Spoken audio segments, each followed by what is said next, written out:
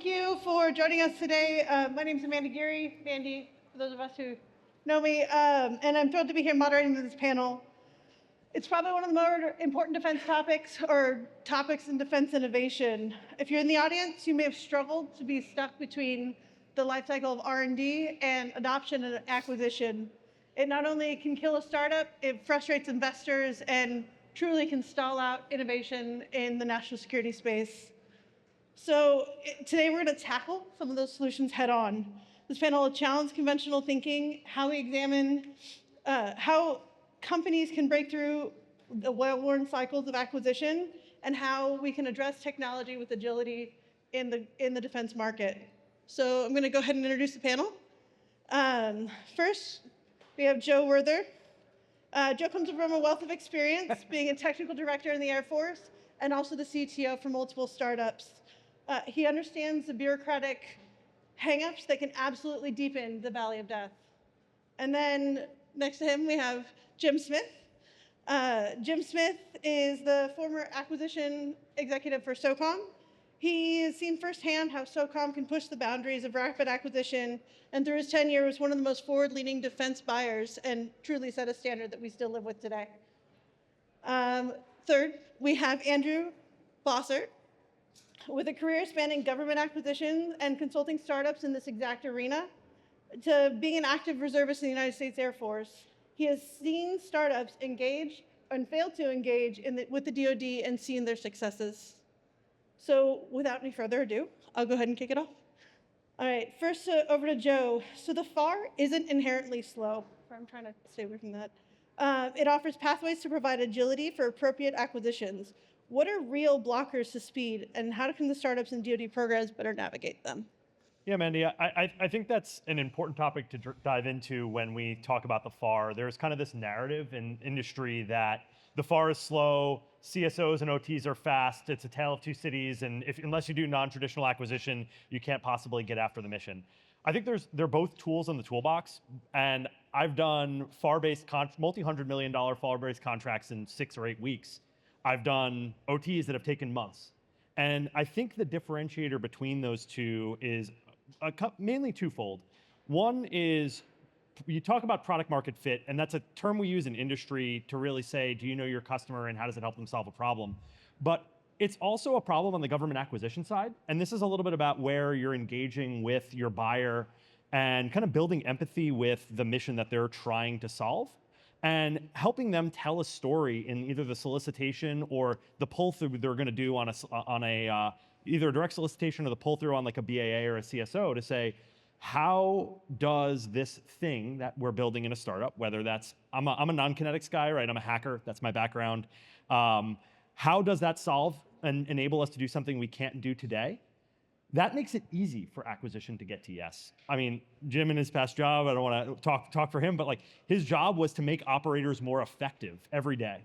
And so the acquisitions officers on an acquisition team like those that I've led are really just trying to make those in your J3 or in your operational units get things done.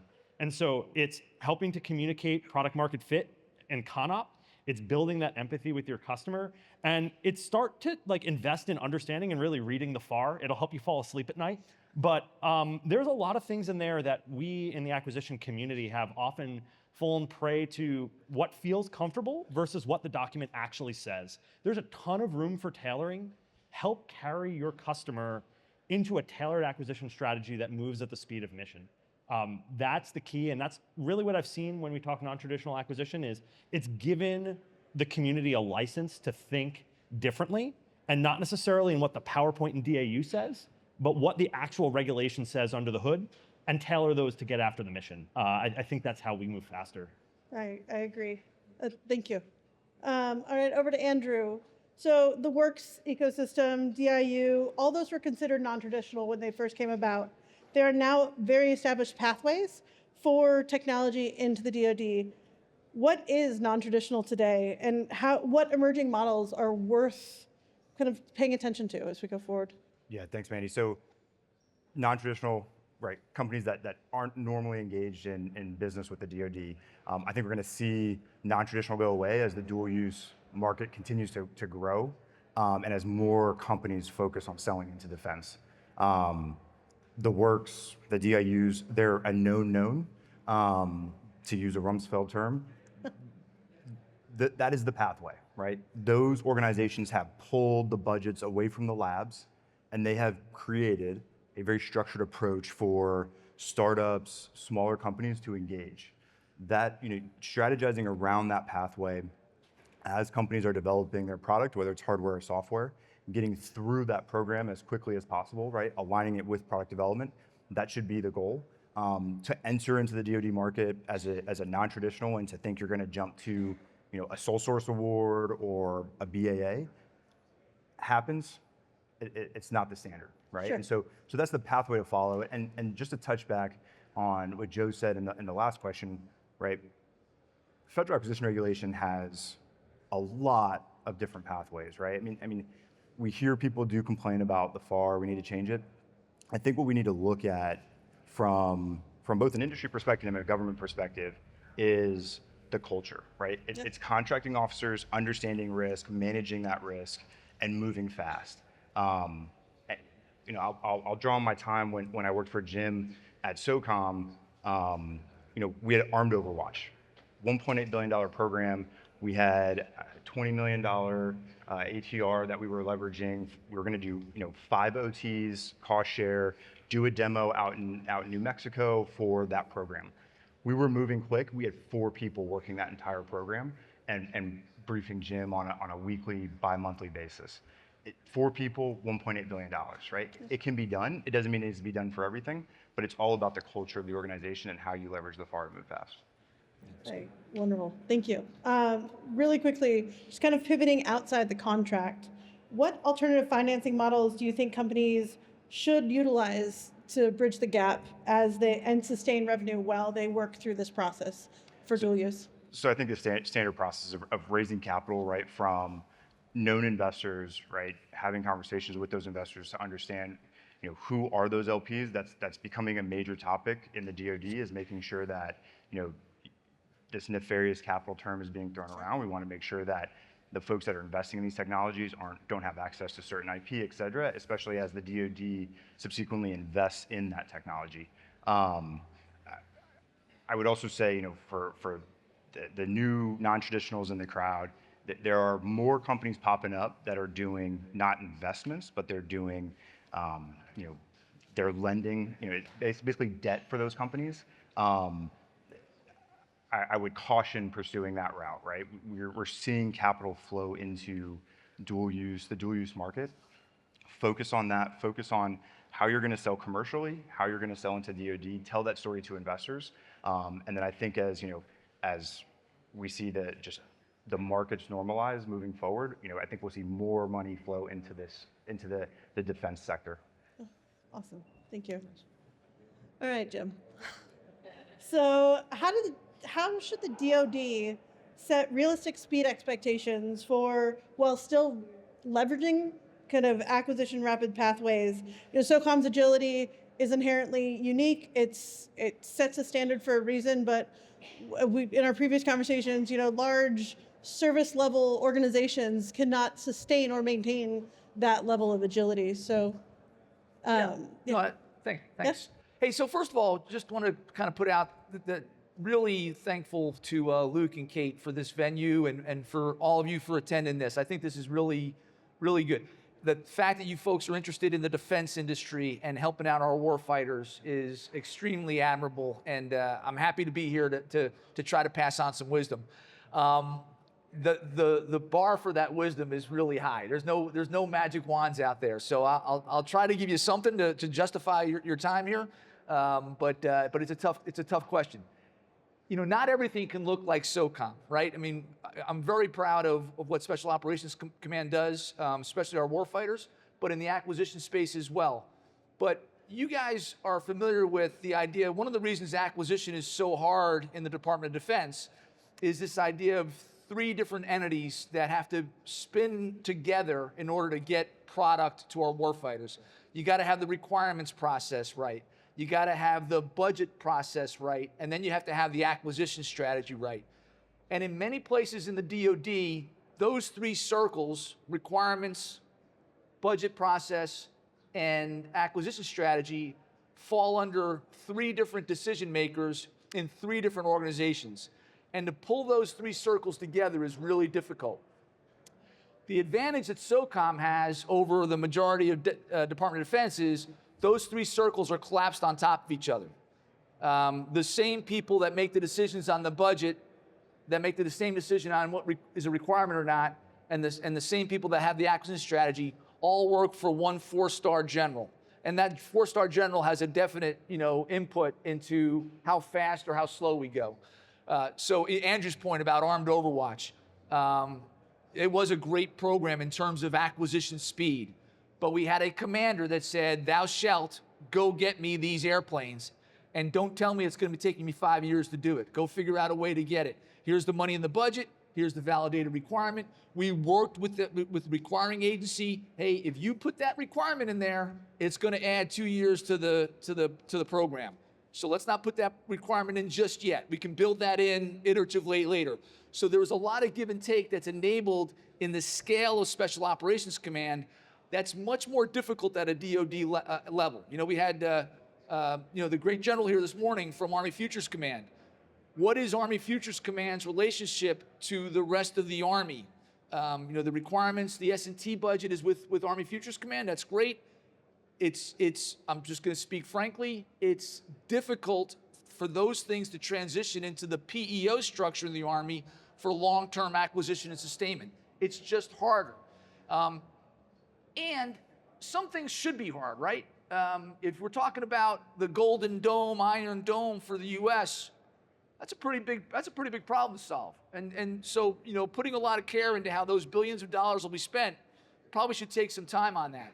Our nuclear triad is something we probably should spend some time on to make sure we get that right and not subject to hey, everything's got to be rapid, false premise. So, these guys both talked about the ability to tailor your contracting strategy.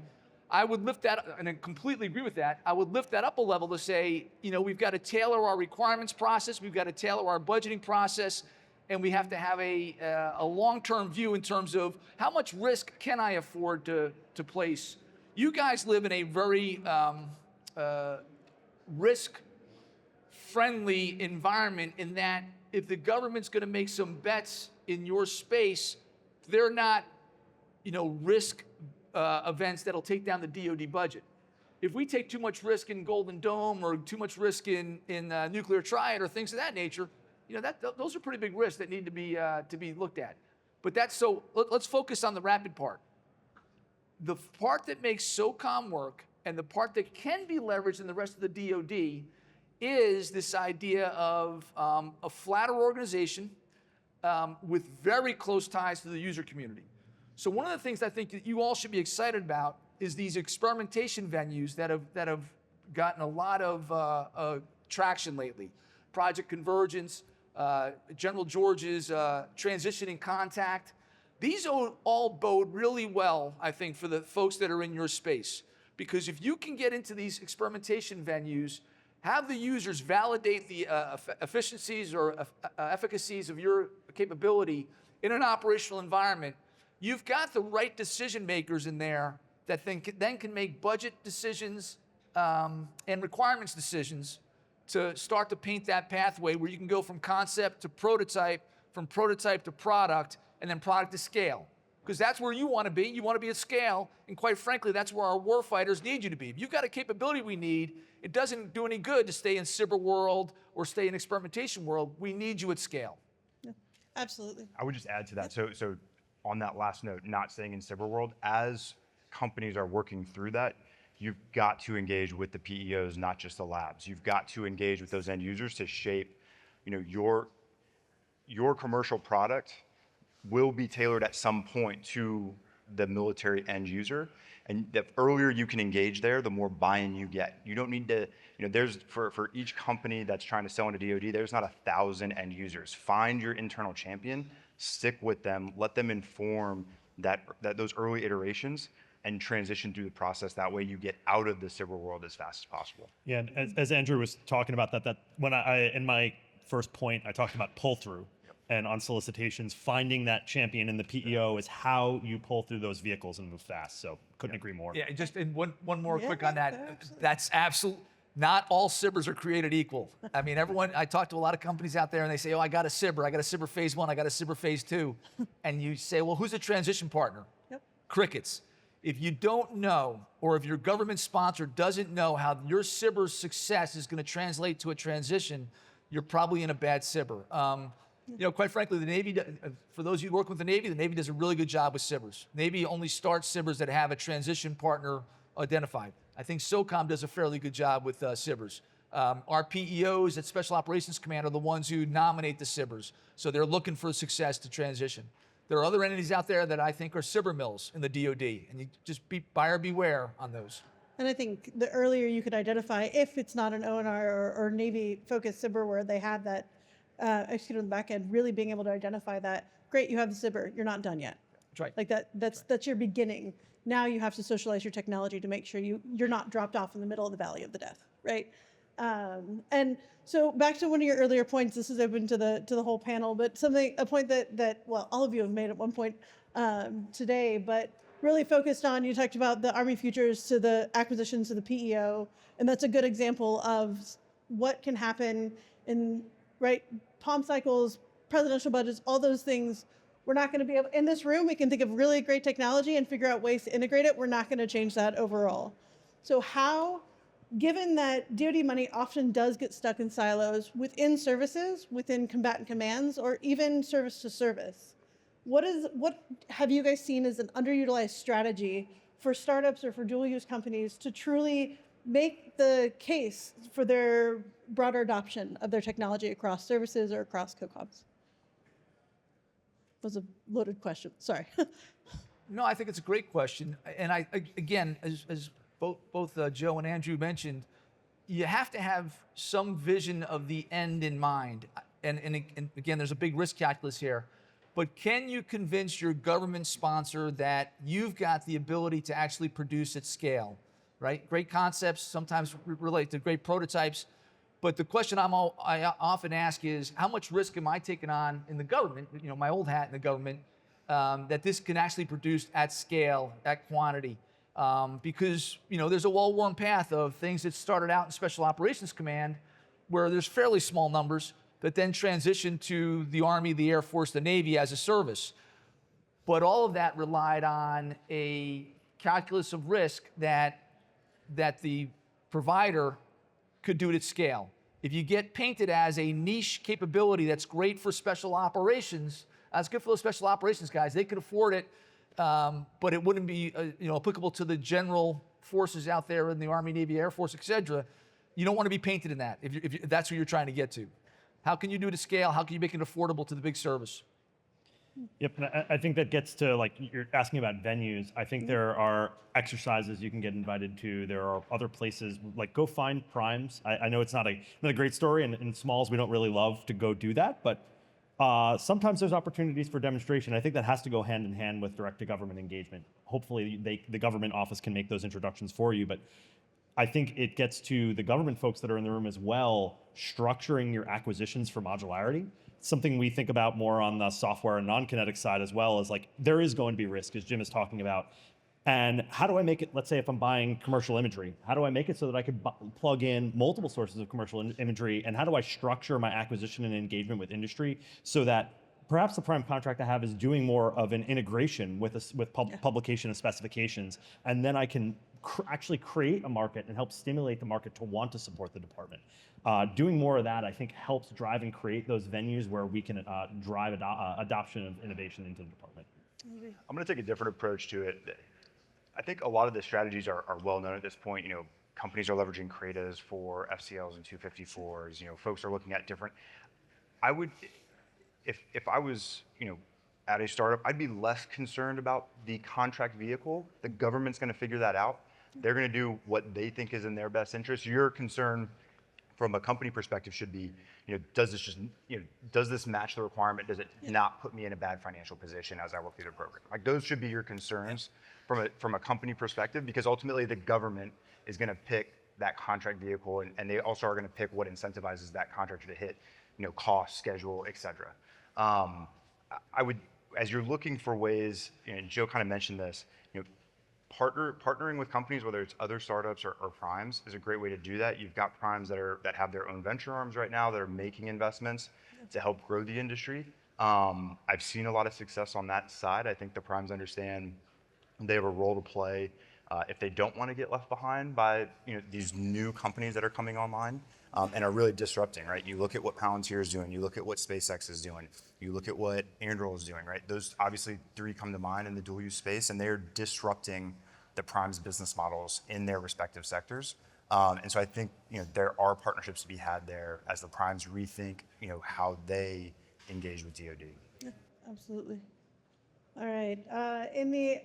We have the last minute or two. I'm going to kind of click off safe. We're going to go just rapid fire, 2 questions. And really, first question for the panel is 5 years ahead from now, will the Valley of Death still be a big problem given both our threat landscape, but also to Steve Bausch's earlier point, what's really changing and what we're doing as far as innovation and technology and that investment in the national security space? I think the Valley of Death will be here 5 years from now. Hopefully it'll be a little less steep valley, right? I'm not a huge fan of the term Valley of Death. I know I get a lot of negative feedback when I say this, but to me, you're focusing on the wrong part of success. You're trying to get to scale. So how do you get across the mountaintops over the Valley of Death that takes you from concept to prototype, from prototype to product to scale? How do you get from those mountaintops? And I think it's like these guys are talking about, lowering your risk, partnering if need be, knowing who your ultimate user is, knowing who pulls the levers. The Valley of Death will be there, but there's some signposts out there, and I think it was mentioned this morning. Apparently there's a letter on Secretary Hegsmith's desk that he's getting ready to sign that A, says software pathway is default, and B, default to CSOs and OTAs. I think those are good news for you guys. We have to make sure that our acquisition contracting workforce is educated enough and has the maturity and the time in the saddle to be able to do OTAs and CSOs. So keep an eye on that. Have empathy. I know when I was at SOCOM, our acquisition contracting workforce went from 15 years average experience down to 6 years average experience because of COVID and a lot of other things. That's bad for all of us. Those younger acquisition officers don't understand OTAs and CSOs as well as they should. But I think in general, those will help in the Valley of Death discussion. And I'd say as well, we've talked a lot about the transition and kind of managing the government's risk in the acquisition pipeline. I think a large portion of that transition also gets to risk and test and risk in putting it in the hands of the operator to enable you to actually demonstrate operational efficacy. One of the things I'd like to encourage folks in the room to think about is the department's strategy is really built around buying a large quantity of a small number of things. I got an A1 Abrams tank. I want how many hundred or thousands of them? If you have a software solution, you might be fielding a single tail number. What's the risk of getting that in operations and maybe running it in parallel to do a demonstration? Be creative and empathize with the testers, empathize with the community that is built to manage that risk we talked about with material solutions. If your solution isn't that, help them tailor test, help them realize operational outcomes, and do it in a way that can ease that path and maybe pull those peaks a little closer together. No. It'll be here. It'll be narrower. It'll be shallower. Yeah, full auto. I appreciate it. Well, I thank you to our incredible panelists for sharing their insights today. And thank you to the sponsors, everybody here, and a special shout out to Sky-Fi for being really the brains behind this and bringing out all the minds in this room together to actually forge forward with future technologies. So thank you, everybody. Thank you.